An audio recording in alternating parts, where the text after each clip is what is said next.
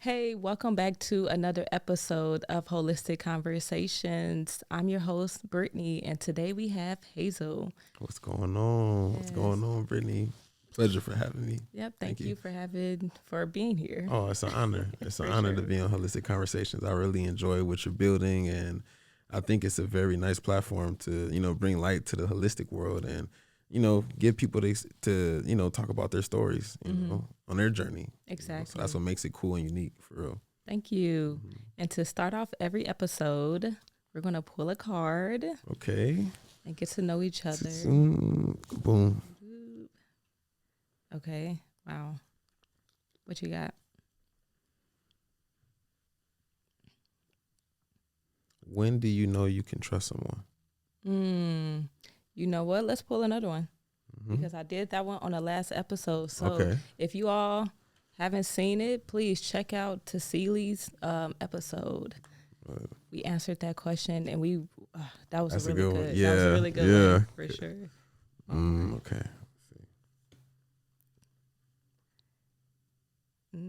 Okay, I'll go first. Okay, perfect. Have you ever been saved by anyone?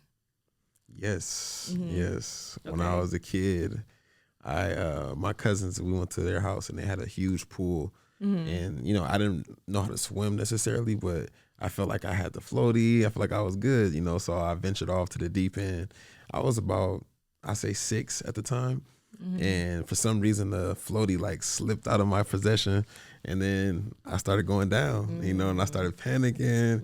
Next thing you know, my big cousin saw it, then he jumped in, saved me, put me on the edge of the pool. But Wow. I was scared because it's like I ain't know if I was going to drown. I ain't know. I just see myself going down, and I was drinking the water. I was taking the water in, so I was like, oh yeah, this is serious, So Wow. yeah, I was saved. Same thing. Really? Literally. Really? Like, Wow. I was in a pool, and I don't know if I jumped from the diving board or somebody pushed me in. My memory is clouded now, but I definitely recall being in the water and panicking. Yes. That's the number one thing. When you get Yeah. in water, water is a formless being. It's one of the 4 or 5 elements. You got earth, air, fire, water, and ether. Water is formless. So, the more you panic, the more it, consumes you. Water is something that you have to be calm with, and then you can flow and you can just, that's something that I've been trying to like teach myself, Yeah. Are especially. you scared now to go back in water? I'm not scared. I'm Okay. not scared, Okay. but when I go to Africa, I get in the water and I, go off the like little scuba diving thing, and it was, I felt a little fear because it was huge. The ocean is huge, It's like when I look at it, I'm like, yo, I can't drink all this. Like this is, you know what I'm saying? Yeah. So, but I definitely just need extra protection gear, like floaty, a tubular. I need Yeah. everything. Yeah. Okay. Then I'm good. And what do your question read? Okay, let me see. It's 2 of them. You can pick They're one. both good. Mm-hmm. Have you ever had a reoccurring dream? I had a reoccurring dream of being chased.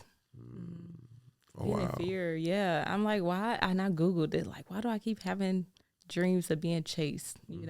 At first the person would come in as my father, and then they came in as like random people. Wow. Wow. I'm like, am I running from something, or Right. I really don't know. I'm still trying to figure out the message behind For that sure. dream. For sure. Because, Yeah. dreams are like, I feel like they just give you messages. It's like something that to decipher. That's powerful. Yeah. What Yeah. about you?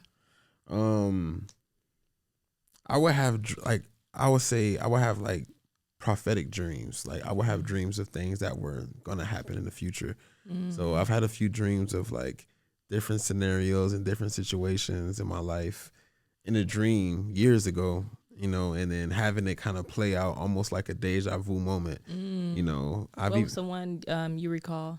One that I recall was playing my beats for 21 Savage. Yeah, I actually had a dream about that. Like before I, started working with him, before I, got in connection with him, I would always make 21 Savage type beats because I was an artist that had came in at the game.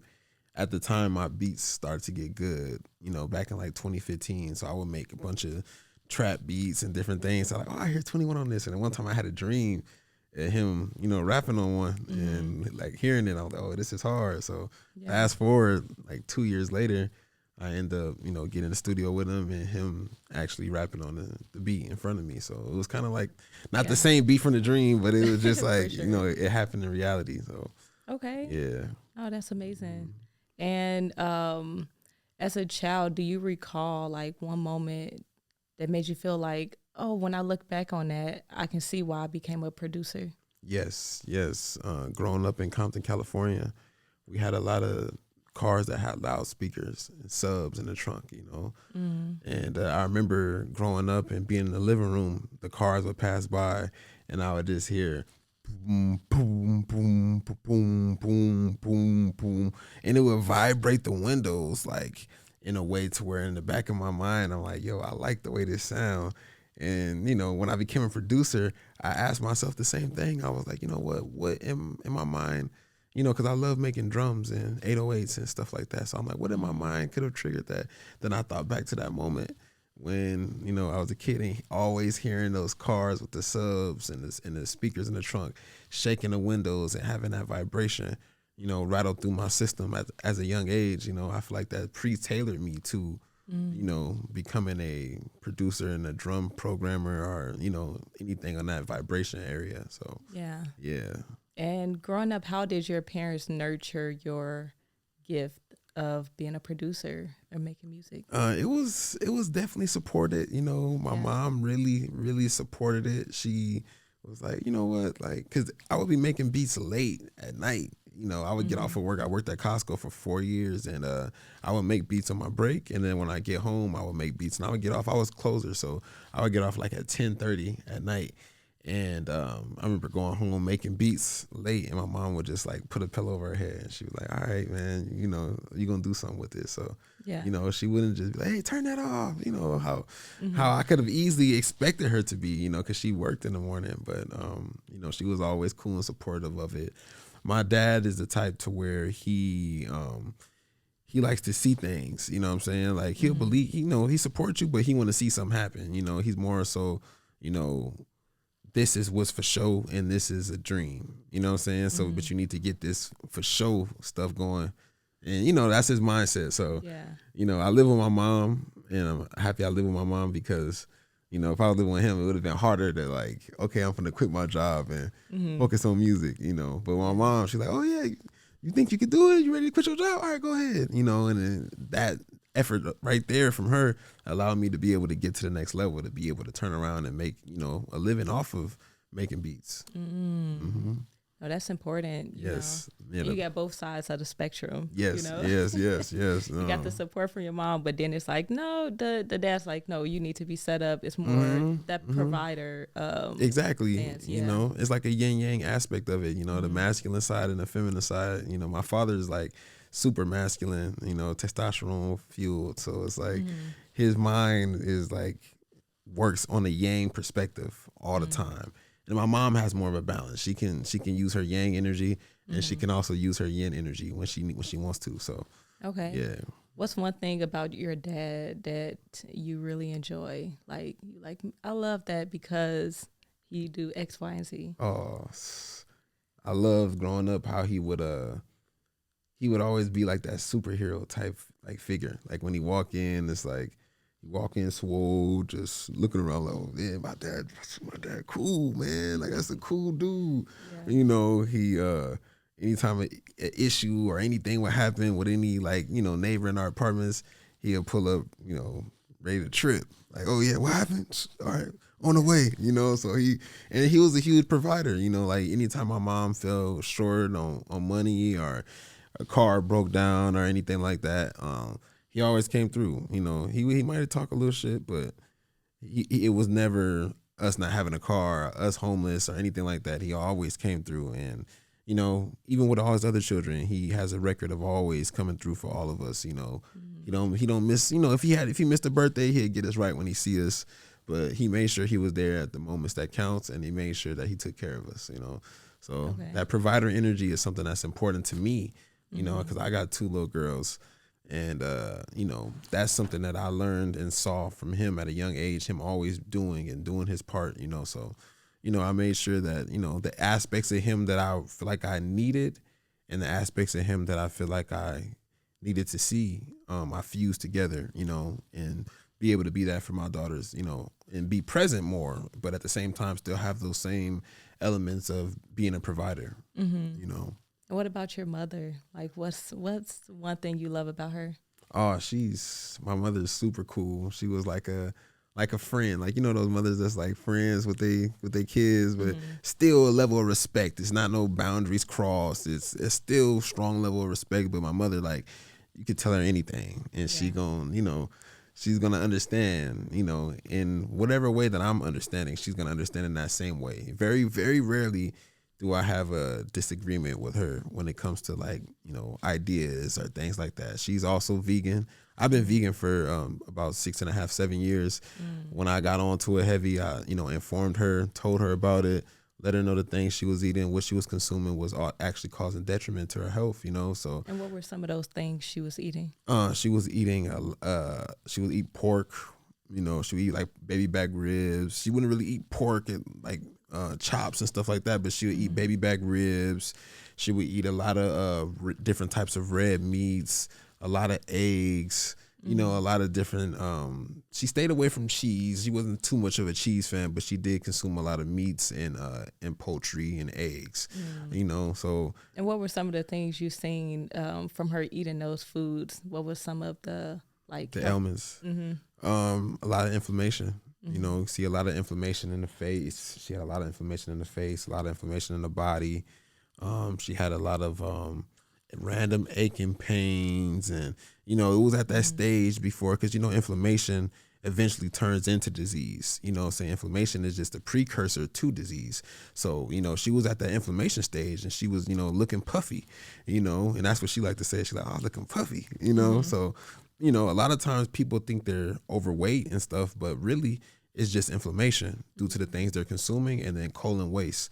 Those two things combined can cause a person to feel bloated and cause them to feel extra heavy, But once I learned about these things and how inflammation was being formed and mucus was being formed from the food she was consuming, I, informed her and educated her on the alternatives, And I feel like that's the big thing with veganism, is people turning on to it, but also being informed of the alternatives that also make the body nutrient dense, because sometimes people, I went vegan and I felt sick and I couldn't do this. Your body's used to alchemating nutrients and minerals in a certain way. So when you stop it, of course, your body has to adjust because it's a supercomputer. But once you put the right things in your body, you get the iron fluorine inside the body, you get the magnesium, the zinc, the natural sugars from fruit instead of the processed sugars. Your body's going to thank you, and it's going to be able to recalibrate in the best way possible, so. I feel like, our parents or people close to us, our family, friends, are the hardest to, tell them about veganism, or the health benefits that's associated with it, and to even, like, have them or convince them enough to transition. Oh yeah. I mean, It wasn't easy. Sure. It wasn't easy. It wasn't. I'm very grateful of that. So because she tell me all the time. She's like, you know what? Thank you for putting me on. She's been vegan for about 4 years now. She's like, thank you for telling me about this and putting me on this, because I'm good now. I'm healthy. She much healthier. She look healthy. She moving around. She got a lot of energy, and she noticed the difference. So. And what were some of the things you noticed from transitioning to a vegan diet? My energy, and the things that I would think about, how my energy would play, how my emotion would be handled, and different things like that. When I was eating a lot of red meats, I noticed my emotion was more uncontrollable. Like when it comes to how I would react to certain situations, not in a like abrasive way or anything like that, but just how I would react to situations, the way my mind was thinking. I noticed that my my system will start late. I would, my track will be way off. I noticed that I would be feeling backed up. I would feel, because I would eat a lot. Even as a vegan, like I love to eat. You know what I'm saying? And when I wasn't vegan, I love to eat. I would go to Red Lobster. I would get the whole ultimate feast, since I was like 5 years old, and just eat the whole thing, So like I had a lot of years of consuming, Yeah. foods that wasn't necessarily consumable by a human, body. So, when I first started it took a few years of detoxing to really start to feel the effects of taking the herbs. Because that's the number one thing. When people take herbs, you got to detox your system as well. Because if the colon is packed and is clogged, then when you consume the herbs, it won't, absorb properly, because that's when it absorbs into the body, So I noticed that increased when I became vegan, and, appetite would still be up, but, it was a different way. It was a different type of energy, a different type of hunger that I would get, and how I would feel satisfied. I know you as a vegan as well. Like when you eat a good vegan meal, you still be feeling satisfied. Oh, for sure. People think, oh, you're going to be hungry. Well, yeah, of course you're going to be hungry, but, you feel satisfied, Yeah. And you don't eat to be full. And you don't eat to be full. That's the number one thing. Yeah. Mm-hmm. And you told me that, like, you're like, I don't eat to be full. And I was like, wow, that's real. Like I eat to be satisfied. Yeah, you eat to be satisfied, because now you got what your body needs. Your nutrient levels is up. You got what you need, Yeah. I feel like gluttony can come into play when you just see everything and you just like, oh yeah, let me get that. And I'm a victim of that, so because I'm changing. So you say you would overeat, right? Kind of, right? Mm-hmm. So, yeah. Mm-hmm. Yeah. Mm-hmm. Okay. And then in childhood, I'm sure you had that same habit. Oh yeah. Caused you to gain weight. Oh right? yeah. Oh yeah. 100%. So talk to I me was a about chubby. that, like being a chubby kid. Oh, I was a chubby checker. Chubby checker. Yeah. And like, how did that make you feel, like being in school and being a chubby kid? I don't know how that. Oh yeah, it it made me feel like it's certain things I could wear. Saying like I can't wear this because I'm a look. You can be able to tell I look fat. Like you just be extra subconscious about what you put on. When it came to me talking to girls and stuff, I would always be like, "Oh, you're like my brother. You're my best friend." I was like, "Oh, that's good." I'm like, "Oh, I was like that." So I had a lot of that going on, and it got to a point to where I was like, you know what, I'm about to just like I want to start working out. You know what I'm saying? And then my freshman year, my whole life really.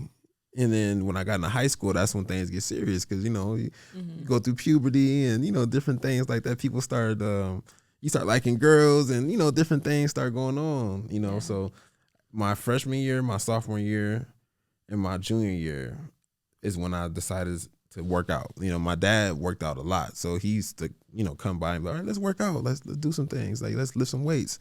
So I started doing that with him, and then my junior year going to senior year, that's when I said, you know what, no more. So I decided to go ahead. That's when I first started changing my eating habits. I stopped eating pork, and then I started consuming like just chicken breasts. I would do chicken breast and spinach. Even though those things aren't necessarily good, it was better than what I was consuming, and I would run a mile every day, do the bike, like 5 miles on the bike, and then just do like little exercises. And when I came back from my junior year to senior year, I had went from like 230, 240 down to like 190. Okay. And I came back and feels like, oh shit, more. And then I continued all the way until I was like 180, in my senior year. So now girls like me, all the different things that I never got a chance to experience when I was a chubby kid, I was able to experience, But so what's one piece of advice would you give a chubby kid? The best piece of advice I would give a chubby kid is to just make sure you happy. You know what I'm saying? Because I feel like I had fun. I was happy. I wasn't, people didn't bully me only because I feel like I was a big kid. People kind of was like, I ain't about to mess with him. But I was a nice kid, so I would be kind of like that beacon of light to people that was, getting bullied, and try to, stop that as well. But I would say just, maintain you. And then when it's time for you to feel like you want to change, you could change. You know what I'm saying? Like everybody could change. There's always room for change. You know what I'm saying? And exercising and keeping the body healthy, that's something that we got to do anyways, So it's like when we start, implementing that, then things going to change, Even now myself, I'm like, you know what? I'm ready to get back on that mode, and get back into that. Because, the herbalism and the food is one half, but then the exercise and the physical activity is the other half. So when you fuse both, Now you got the whole, package with the spirituality. with the in there, spirituality. Can't forget that. Can't forget that. For That's sure. So, yeah. what are some of your spiritual practices you do on a daily basis? So one of my like favorite spiritual practices is communicating with my ancestors and having an ancestor altar and give reverence to my ancestors, because when you think about it, who we are today are living ancestors. We're the living versions of our past ancestors, because it take these two people to combine, and these two people and these two people, and it's like all we are is like an amalgamation of a bunch of different faces, in one vessel, to continue on the legacy, so it's like those people before us deserve some, some reverence. And sometimes you forget their name. It's like some people don't know their great grandparents' name, and, things like that. So it's like when you think about it, like, dang, sometime one day somebody like my offspring won't know my name, and I'm like, let me learn who they are, learn about our history, learn about how far our lineage goes back, So, and what's one thing you learned about your history? One of the most intriguing things that I learned about our history is that, I have a very prevalent history here in America. A lot of melanated people actually have a very strong history here in America prior to the slave trade, and actually So you said before Christopher Columbus found America, there's very strong evidence that melanated people were here on this land. There was a eugenist by the name of William Plecker, and he did something very sinister in Virginia. He actually reclassified all the Virginia Indians as Negro. And then, Virginia was once the Great Powhatan Nation. So the Great Powhatan Nation ended up getting, taken down by settlers coming in. Chief Powhatan wanted to continue to war with the settlers and catch them off guard, but it was other tribes that wanted to befriend the settlers. And, they warned the settlers like, hey, Chief Powhatan's doing a coup to come destroy what you guys had, going on. So they were able to prepare, and ended up taking over, that nation, and the Powhatan Nation began to fall, but when all those people that were there never got, removed, those same Black Indians were there, which Walter Plecker ended up changing their name from Indian to Negro, and then from there the Trailatiers ensued, and just the travel, the great migrations that took place. It's crazy, it's a lot of we could go deep into that, because it's the history's there, the mounds. There's so many mounds here in America, pyramidal structures, and then when they excavate them, they find a bunch of figures that have characteristics and facial features of the so-called African American, and these are carbon dated to being 6,000 years old, 5,000 years old. They're old. So then, that completely rewrites history at that point. So, do you know anything about Haiti? A very small amount. Okay. Yeah, they're like the only never that country that beat the Americans, right? And the French. So I wonder what happened. Yeah, it's crazy. Something. Yeah, they say that forgive me for saying his name wrong, but Jean Jacques was leading that rebellion, and they say that they actually took out just hundreds of French revolutionists that was coming there, and they say that they even had the power of the Loa. And when you go into the Loa, that's like the ancient ancestors that the Haitians, worship. Some people call it voodoo, some people call it voodoo. There's also hoodoo, and there's different forms of magic, but they say that they used a very strong magic to help even fend off those French revolutionaries that were coming. And they say there's stories of them jumping off the ships and, them turning on each other, doing all type of crazy things that they got on shore, which ended up leading to them, winning their independence. Yeah. Wow. Yeah. So. Yeah.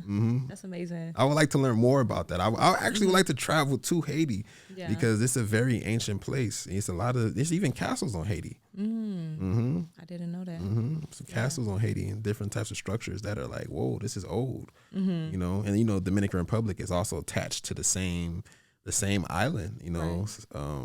So it's like, wow, these people was able to fend them off, but these people, the Spaniards came in and have a heavy influence in there, but not in there. Yeah. So it's crazy how that works, Okay. Mm-hmm. So what are some other ways you nurture your relationship with your ancestors? Like, how do that look? You say you have an altar, right? Like, what are you doing? Are you just sitting in front of it? Like, talk to me about that. Okay, so I have my ancestor altar. I like for it to be wood, a wood table. And then I set that up, and then I have pictures of my ancestors on the wall. All my loved ones, like my grandma, my grandpa, my auntie, my uncle, and my great-great-grandmother and grandfather. I have them all, on the wall, and then I put food on the table. I always make sure there's water. Sometimes there might not be food, but there's always going to be water. I always have water there. I have a few pieces of gold that I got. I put those on the table because some people can worship their ancestors, and sometimes they go into like divination and stuff like that. They use tobacco and alcohol. It's called libation, and that's to like pull the energy up. But a friend of mine was telling me that it's better to do like precious metals and gold, silver, different things like that, because then that's like more of a high vibrational energy that you're calling down. So I started practicing with that as well. And, it's just like, it's fun. I sit down, once I have the food on the table, I light a candle, I sit down and I meditate, and I talk to them, I tell them about my problems. I tell them about my day. I tell them about, ideas and different things like that, and I feel energy from it. Sometimes I feel, better from it. I feel like I'm, being comforted by my ancestors because, we know energy is neither created nor destroyed. So, even in this physical body, once this is gone, who we are, the energy, who we are, the soul that we have is going to continue to, transition, So I feel like their energy is still can be tapped into, especially through us because we are part of them. And do you feel like they help you on this physical plane? Oh, yes. Ooh, give me an example. Oh, yes. Okay, so I have so many stories of that. So the first big time that I really feel like the ancestors had an influence in the physical dimension was I had a car that the registration was expired for 6 months. And it was me, my brother Soul, and my brother 44. We was about to drive to Cali. I was driving in the car all the time. I just was just tripping, Yeah. We was chilling in the car. It was like 3 of us. And I picked up my brother Soul. I come out. But mind you, before I leave the house, I always ask the ancestors to protect me from police, negative forces, and all, forms of negativity as I, go on the road. So I said that before I left. I pick up Soul. I'm driving. I'm about to make a right out of his complex. Then I see a car coming, right? So I'm like, I just pull in front of him, just like all like brazen, just pull in front of him. Then as I'm pulling out, I see it's a police officer. And I'm like, oh, now he about to read my tags and see that my thing is expired for 6 months. And my license was suspended only because I didn't register my vehicle. I went on tour and I was on tour for 3 months. And then by the time I went to go register the vehicle, they were like, oh, your license is suspended because you didn't, you failed to register. So I had to do the whole, so I just said, all right, never mind. I'm not, I'm gonna do this later. So, pulled in front of him and then I get nervous. I pull all the way to the far left lane. Then he's still, kind of like driving like slow behind me. And I'm like, ancestors, please don't let me get pulled over. Please don't let me get pulled over. Right. And then I get nervous. I turn into a complex that's like connected to a gas station. So I turn into the complex. The cop follows me in the complex. So I'm like, oh, I'm finna get pulled over. I tell my boy, so I'm like, hey man, here's my wallet, bro. They gonna take me to jail because of, it was too many things stacked up on, I don't have any warrant or anything like that, but it's just, I had the registration was expired 6 months. The license was suspended. I just feel like something was going to happen. Right. And then literally the cop just turned around and left. Yeah. And I was like, what? Like, it works. It works. I was like, there's no reason why he shouldn't pull me over. Okay. What I did was fishy. Like I was like, that was fishy, So that happened. And another time happened. I was late for a flight to go to Miami. And I was not going to make it. There was no way I was going to make it. I said, ancestors, please let me make this fight. Let me make something happen for I can make this fight. Please. I was saying that to myself in my head. I get to the airport. It's like 2 hour long wait. I'm like, no, I'm going to miss the flight because it was a huge session I had to be at. I was like, no, there's no way I can miss this. Right. So I go to this other line for the clear. I got clear line backed up. Then the lady walks up randomly. It's like, anybody have sky priority? Come with me.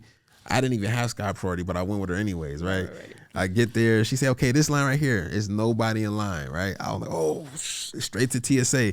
I walk up. The lady's like, hey, let me see your boarding pass. Pull my boarding pass out. She's like, oh, you don't have Sky Priority. You got to get in that line.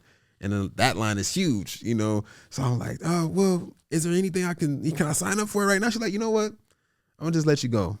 You know, just next time have Sky Priority. I was like, all right, cool. Went in there and made the flight. I was like, oh, you know, and people can say like, bro, that was just coincidence. And just telling you, the ancestors, because they going to do it for you regardless. You know, people have guardian angels and things like that.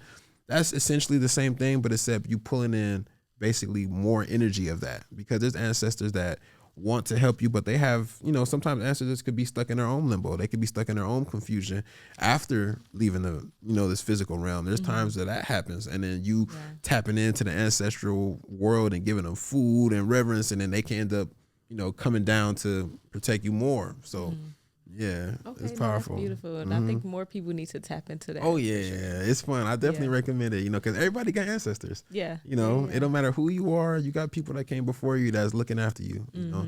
And it goes into, you know, with God. God is the overall powerful creator of, you know, making sure everybody is, you know, following what they want to follow. They tapping into their self. They tapping into their God or goddess. You know, I feel like the true God created us with that ability to tap into our inner God and goddess, you know. The ancestors. What do you think is disconnecting us from our inner self? Our inner self. Yeah.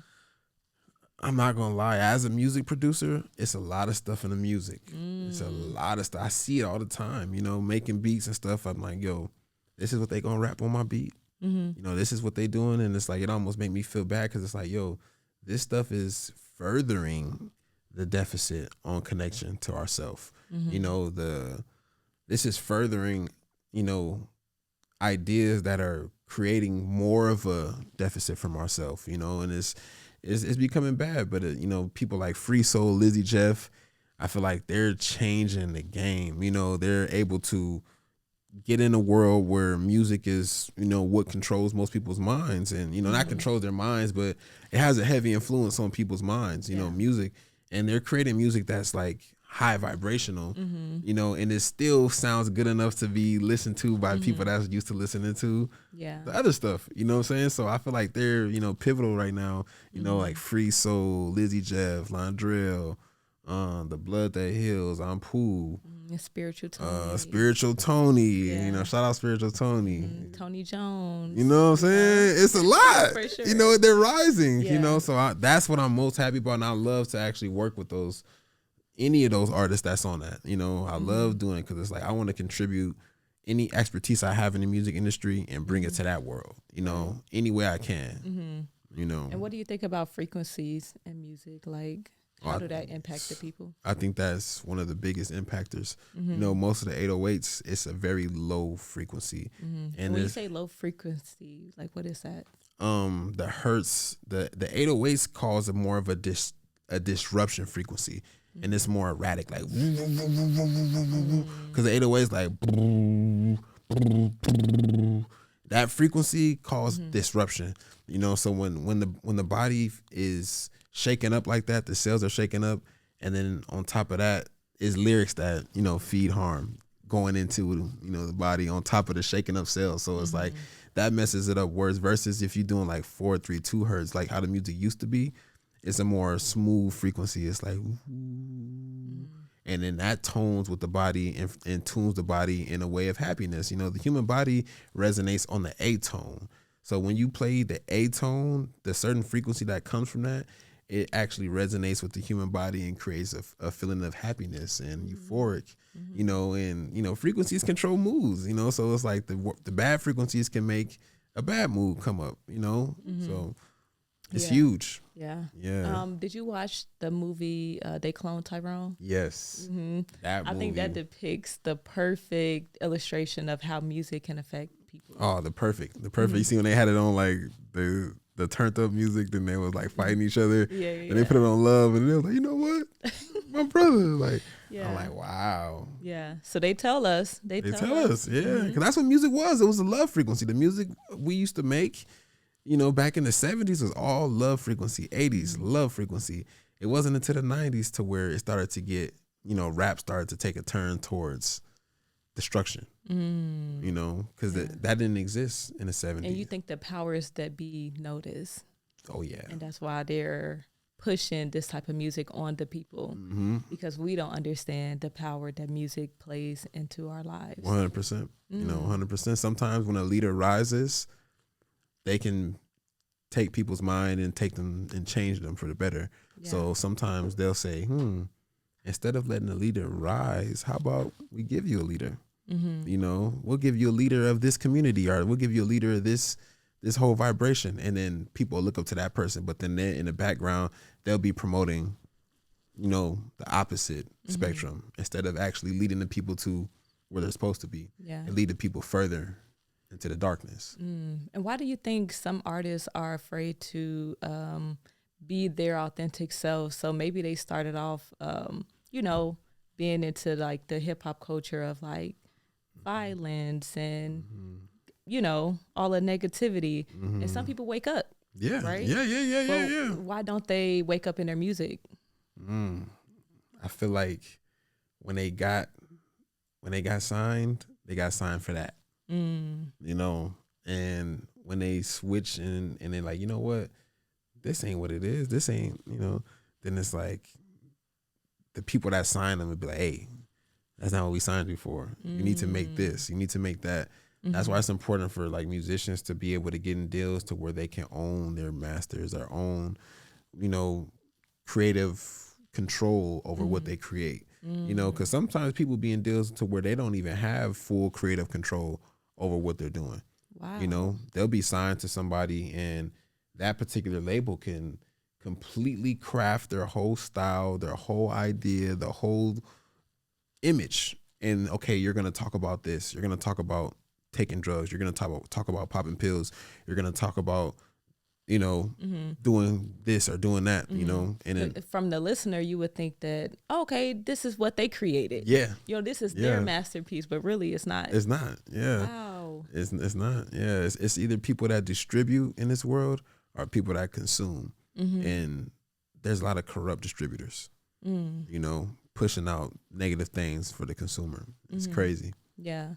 So what's a tip you'll give listeners to become more aware of like what they're listening to? Like, what's a tip you'll give them? I would say understand that words carry huge power, especially the English language. It's really essentially a bunch of spells. The human language, the English language is full of spells. It when you listen to these things, talking about harming other people, talking about harming yourself, talking about doing this, talking about doing that, eventually your subconscious mind is going to remember, and store what's being heard. The subconscious mind is an everlasting recorder. It's going to record. So if you're going to take in whatever you give it. So if you're constantly listening to damaging, harmful music, your subconscious mind is going to create that, reality. Like it's crazy, So I would say definitely be mindful, of listening to certain things, over time, especially continuously, just all day. If you listen to it, I'm done. But you need to feel something else in to like, balance it out. Yeah. And I think a really good way to put it is when you think about social media or anything with advertising, the phone can hear what you're talking about. Yeah. You can go on Google and you can type in something that you're thinking about. And next thing you know, it starts showing up on social media. You start to see it like as you scroll. No, facts. So the same thing happens in real life, but with your thoughts. Facts. The same thing you're thinking, now it's being displayed in the world. Facts. Facts. No, that's real. Yeah. Yeah. So people really do need to be more mindful about what they're, putting inside their body as far as food, as far as music, because all of it really do have a big impact on how your life will turn out. 100%. 100%. It's like your eyes are projectors. So it's like you putting all that in, it's going to project what you, what you're feeding it. Yeah. Yeah. Wow. Powerful. This is good. Yeah. For That's sure. crazy. So tell me about a time where you felt like you wanted to make a change with yourself? A time that I really felt that I wanted to make a change with myself was when I decided that I wanted to put all my energy into becoming financially free and becoming a producer. You know, that was because becoming financially free and becoming a producer are two different things. You can be a producer and still not be financially free. You know, I know a lot of producers that have big songs out, you know, but because of certain deals that they've been in and certain things that have happened, they'll literally still have to go work a job or still have to, you know, do different things to maintain themselves, even though people would think like, hey, like, you know, you made it, you got a #1 record, like what's, you know. So I would say, you know, when I would drive home from work from Costco, I would, you know, I was working in a bakery, and I would clean up chocolate, I would scrape the floor, I would get in the water machine, my shoes would be muddy, stucky, and chocolate cream crust, everything all over my socks and feet, to where I would, you know, embrace those moments. And I was like, you know what?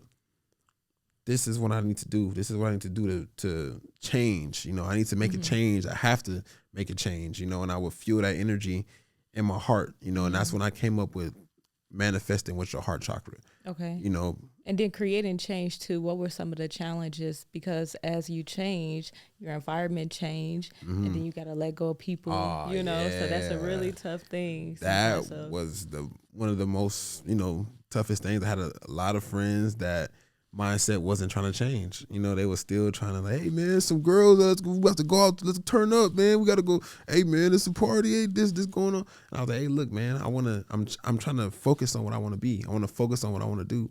You know, and then it was never, you know, overstood to where I had to let go of those friends. You know, even though they were close friends to me, I had to let go of those friends because, you know, the energetic energy that was trying to pull me back was not stopping, you know, and that's the big thing when it comes to changing is letting go of friends, you know, letting go, just letting go, you know, letting go. Going into an unfamiliar space, unfamiliar place, which could be scary. It's always scary at first, you know, it's always scary. And then I feel like growth comes with being uncomfortable. You know, when you're not uncomfortable, then it's like it's hard to grow because you're complacent. It's like, oh, you know, I'm complacent, I'm comfortable.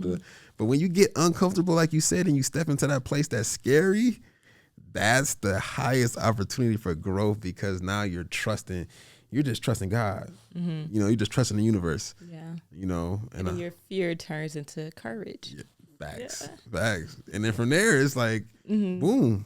Yeah. Yeah. So that's a beautiful thing.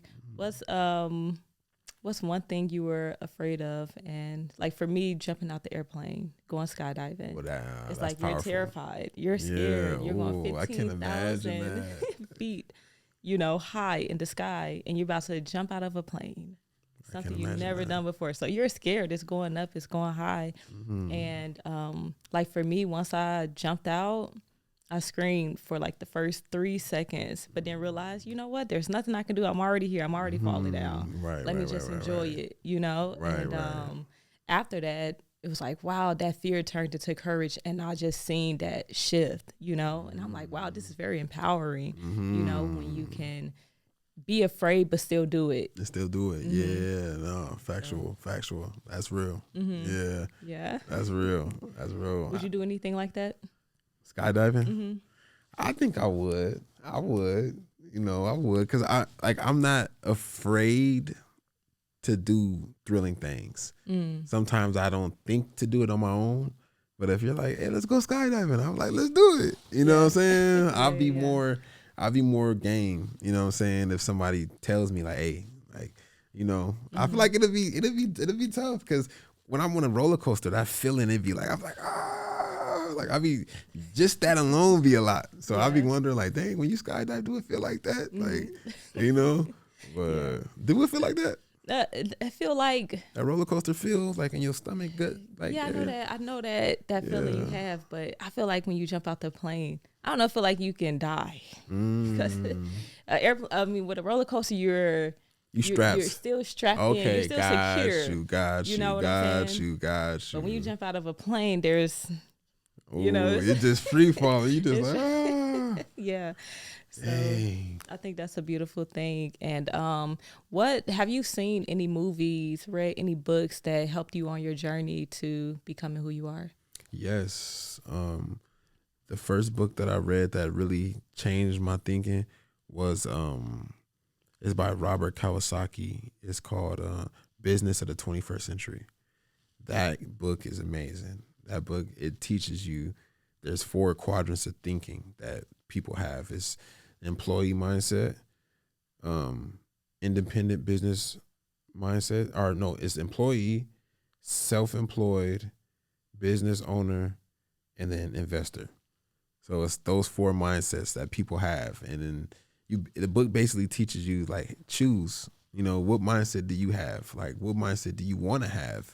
You know, these are the steps that you can take to have this mindset. These are the steps that you can take to have this mindset. And it also tells you the risks, pros and cons for having each mindset. So it's a real great book, and it just gives you everything in a non-biased perspective. So it lets you see how you feel that you want to think, you know. And when I read that book, I was like, okay, I know what I want to be. Yeah. You know. What about any movies? Any movies that you would recommend for someone who's transitioning to maybe being vegan or wanted to learn more about spirituality? Do you have any movies, Any movies? documentaries? Let me see. I love movies, so I definitely could think of some. Secret's pretty good. You know, The Secret? The Secret, yeah, The Secret's pretty good. That's a good one. You know, when it comes to like manifestation, What the Health is powerful. I forgot the name of the movie, but it's a movie that talks about athletics and being vegan. It's a bunch of different like athletes that are vegan, and then it talks about how the body. I gotta remember the name of that movie. It's on Netflix though. It's what's another one for spirituality? I would say more so YouTubers for spirituality. I would say Brother Yusef. Definitely look up Brother Yosef. He has a lot of good spiritual beginning videos that like walk people in. Master Mitchell Gibson. He has a lot of good spiritual information. I got a lot like my pendant that I got from him. He has a bunch of different pendants, a bunch of different crystal jewelry and stuff for sale that have metaphysical properties to them. But definitely tune in with those people on YouTube. And why do you like wearing crystals?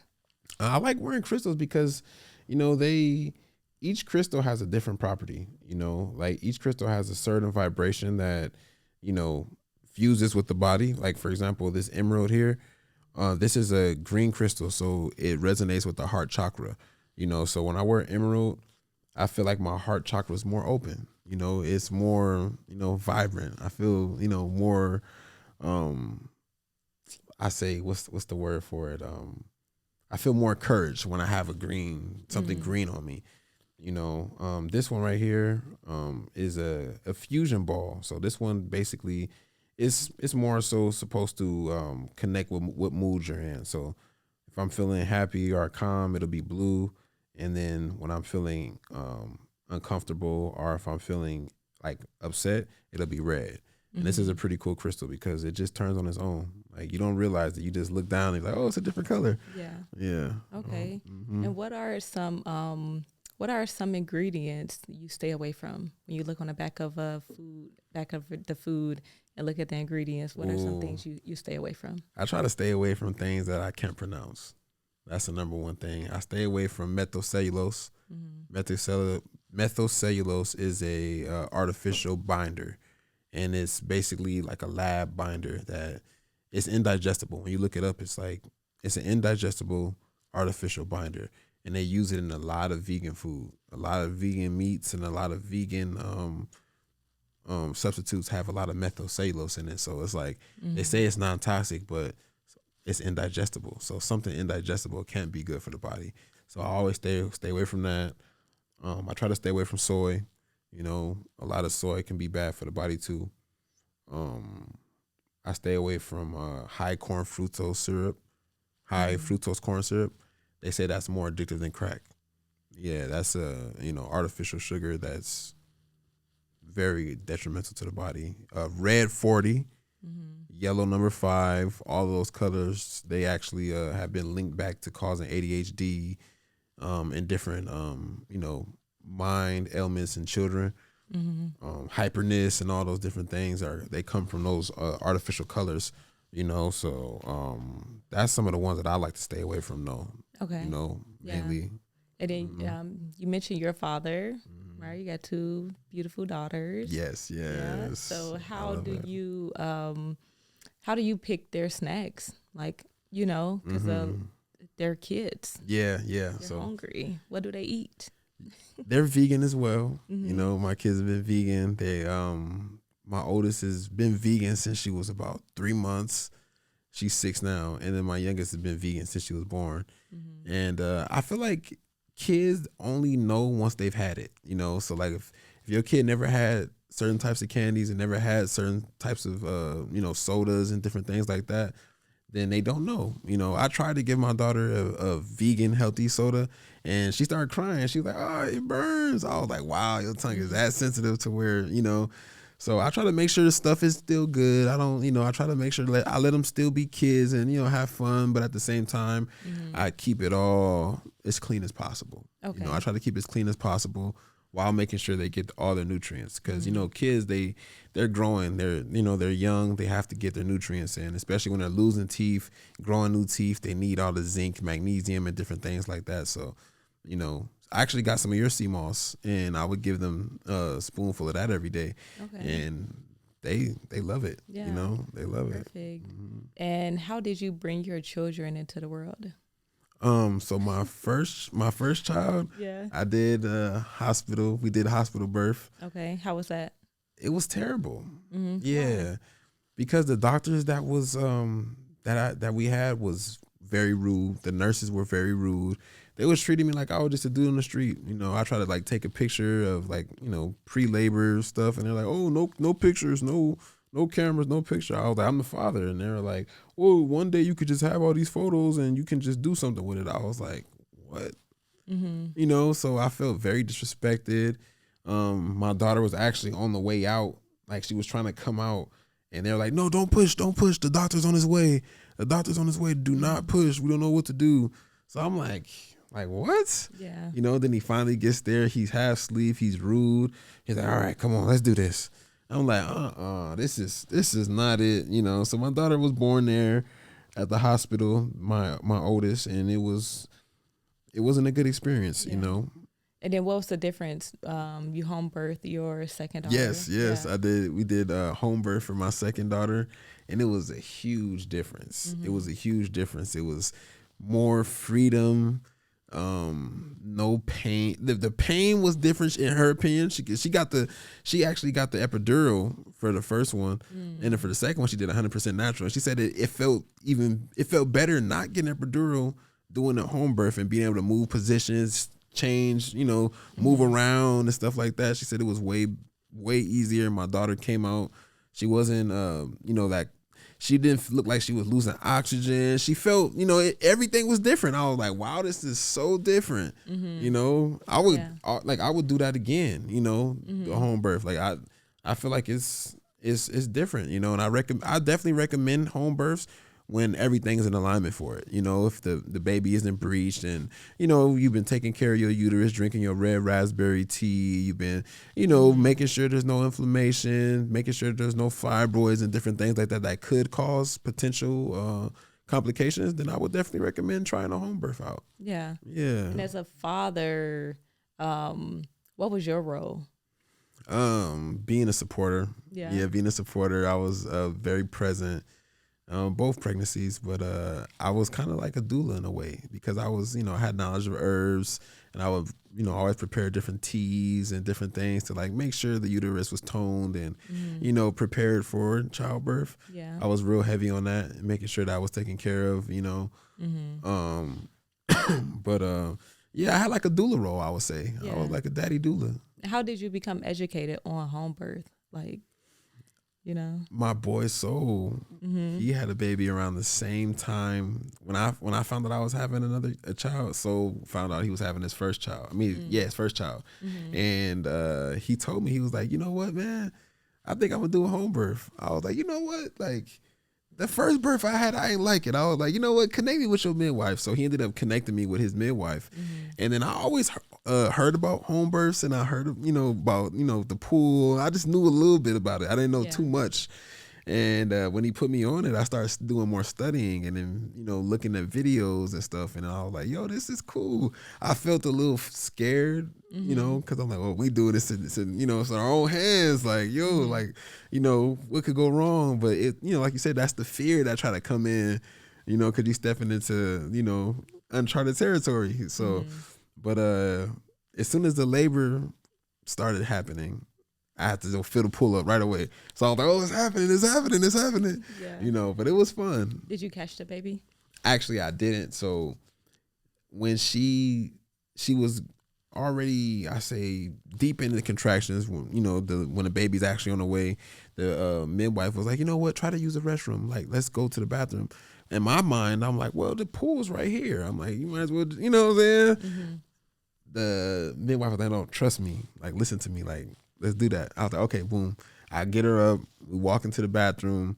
The next round of contractions come. I'm holding her from the back. Like, we standing up. I'm holding her from the back, almost like a full Nelson, but I'm just like, holding her like this. And she, has a contraction coming. Like, oh my God, the baby's coming now. You want to have it here? Where you want to have it? She's like, oh, just do it now. And then pushed out while I'm holding her. And then the midwife caught the baby. Wow. So she actually had the baby standing up. Yeah. Yeah. Yeah. Wow. Yeah. So yeah. That's amazing. That's And amazing. it was good. Both of my little girls were 8 pounds, and she tore with the first one, but the second one nothing. Yeah, and she was a little bit bigger. I say about probably 8.3 pounds for the second one. So I feel like the natural birth allowed more range of motion to prevent even the tears and stuff. Yeah. Okay. No, that's beautiful. Did she nurse? Yes. Yeah. Yeah. 4 years. Ooh. Yeah, 4 years. My oldest drank until she was 3 going on 4. Yeah. And then my youngest only drank to like 2. Okay. Yeah. Okay, no, that's pretty good. Yeah. That's pretty good. I recommend breast milk. What do you enjoy being a father? What do you enjoy about being a father? I really enjoy watching my children. Like, it's like almost seeing another version of me. I'm like, dang, I used to do that. Or, just, it's like a restart. It's a version of you that you can, like, cultivate and raise and, be able to, like, teach things. And, I love being a father. Just, I look at myself like a seahorse. Like, I have like a seahorse spirit. Like, taking care of my kids is something that I don't have a problem doing. You know what I'm saying? Like, I would love doing it, So I'm like, oh yeah, come on, like, want to come with me? All right, cool, So I enjoy it, I enjoy, being that protector, and them looking at me, with that type of like, oh, this is my protector. Yeah. I enjoy, that feeling. Okay. Yeah. And so you're a producer, right? Yes. You're on the 21 Savage. What is it? Slaughter Gang. Slaughter Gang. Yeah. Okay. How was that? How does it feel to be in that space of like, wow, I'm making it or I made it? It feels really good. I feel like the journey's never completed, always growing, always learning, always trying to continue to grow.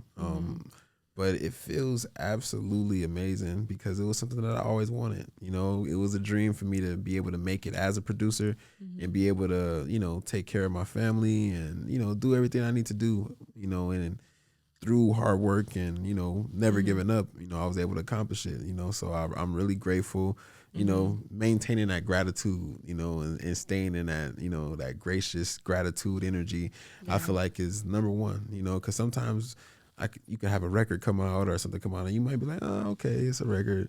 But then, sometimes you forget to be actually grateful that you're in a position to be able to do it, because it's people that want to do it, so it's like, I feel like being grateful is something that's number one for me.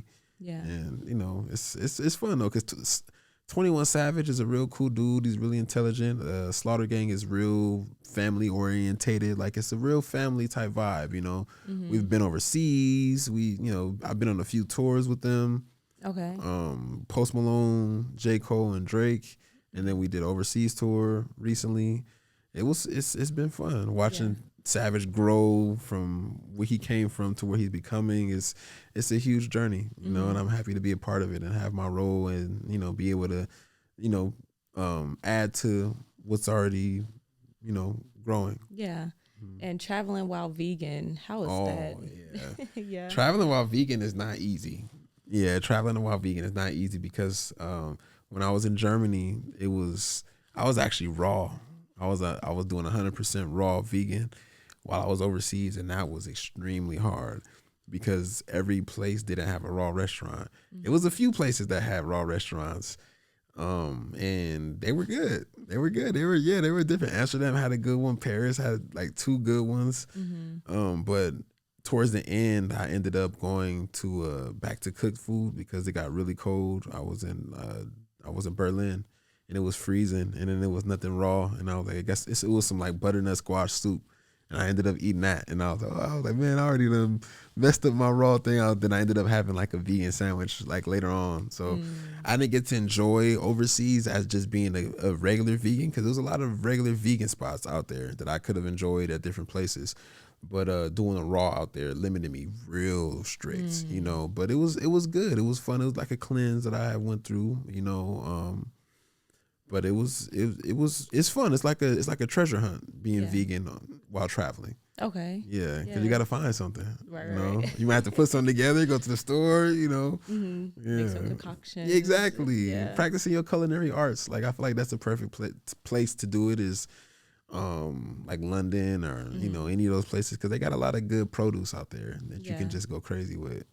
And what are some of the differences while you travel and you realize like, wow, they do this over here, but in America, they don't do this, you know? Oh yeah. So what are some of those? The biggest things? one is driving on the left side. Yeah, driving on the left side. That's something that you notice right away, and you like, whoa, this is different. Like these people drive like this, you know, and it's like, yo, this is crazy, you know. And they even drove like that when I was in Zanzibar. They drive on the left side. In China, I think China car. Do they do that in China? I'm not too sure they do that in China, but most of the world drives on the left side. Yeah, we actually drive on the right side, but most places drive on the left side. Yeah. Wow. What do you think about relationships? Do you believe in monogamy, polyamory? I believe that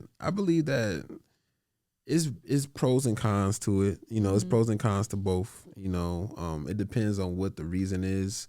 For example, being polygynous, right? Being polygynous is having multiple wives and then one husband. Sometimes people do it. It's based off of lust. You know, I see a lot of polygamy a lot of polygamy pages that are lust based. You know, it's like, oh yeah, y'all just want, you know, it's sexual oriented. It's just about sex. You know, it just want to have sex with multiple different women. I feel like when it's like that, I feel like that definitely doesn't, you know, that's not good. In my opinion, I don't think that's beneficial. You know, because it's not people with the like-minded energy, like-minded drive that's going towards one singular goal. It's more so just like, okay, boom, I'm the favorite today. No, I'm the favorite tomorrow. You know, and it becomes drama. You know, I've never personally done it, but I feel like if it's gonna be done, I feel like it needs to be done with an energy to, you know, nation build or an energy towards, you know, growing towards a singular goal that's, you know, to bring prosperity to the family or to father children and different things like that. While on the other side, when it comes to monogamy, I feel like with the right woman, with the right man, I feel like it's possible that can be, you know, cultivated, you know, especially if transparency is always number one. You know what I'm saying? I feel like that's the main thing. Sometimes guys feel like they can't tell the truth if, you know, they messed up, or sometimes a lady might feel like she can't tell the truth if she messed up. And I feel like if it's like transparent, then I feel like at least now, you know, everything's on the table, you know, and then from there they can decide how to go forward with it. Yeah. You know?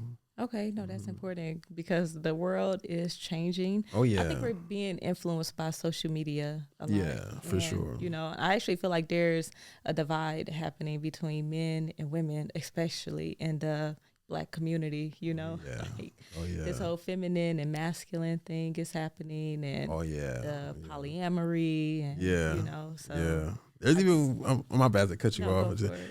I was saying there's even women with multiple husbands. Mm-hmm. Yeah, I seen That's a that too. thing. Yeah, I seen that too. I was like, oh shit. For sure. Yeah. Okay, Mm-hmm. so tell me about a time where you were overseas and you realized that you missed America. Mm. The first time I went to Africa, Mm-hmm. I went to Zanzibar, Tanzania, Mm-hmm. and I had a Boost mobile phone. Like I had an iPhone, but it was on a Boost mobile carrier, and I had no idea that I couldn't go over there and buy no like time to be able to call, back and forth. So when I got over there, I realized my phone was completely dead. I had no service, and there's nothing I could do to get service. The only thing I could do is get on Wi-Fi to be able to text or be able to call audio. Yeah. But that's when I realized that, I miss America. I can't, like, to not be out and can't use your phone for nothing. I'm like, wow, I forgot what it's like. Yeah. But it makes you center yourself. Like, okay, you're not going to be able to use your phone. Now, if you got Verizon or T-Mobile, you can use it. But it's like, back then, like, with the wrong carrier, you'll go out there and you won't be able to use your phone. Yeah, there's a lot of places you will go and you won't be able to use your phone, Do you believe in magic?